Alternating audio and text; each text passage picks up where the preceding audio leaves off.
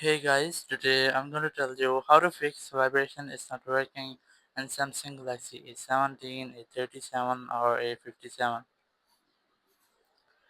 If you're using Galaxy A17, A37 or A57 and you're facing the issue that your phone's vibration is not working, so let's see some possible fixes for this.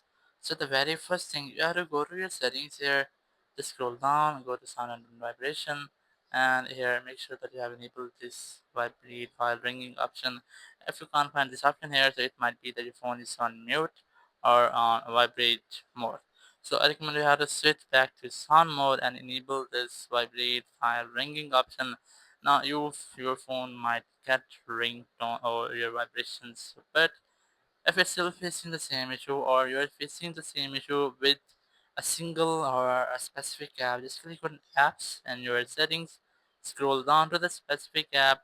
Let's say I'm gonna select WhatsApp here. Click on WhatsApp, click on notifications. Here you have to make sure that you have enabled all the settings, like you have enabled allow notification, you have also enabled sound and vibration, you have enabled these pop-up notifications, and also these set it to be pop-up or default settings. Here's the default settings. So once you have done, you might not get this issue again. If you're still facing the same issue, try to connect with the internet, go to settings, go to software update, click on check for updates and make sure that your phone is up to date. You might have an pending software update here.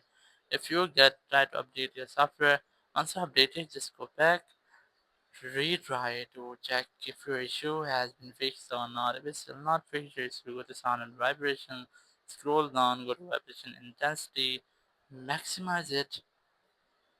So sometimes it might be that your sound vibration intensity is on minimum or has been muted or it's very low, unable to guess. So you can maximize it, go back, go to system vibrations, enable these all toggles and also maximize this one.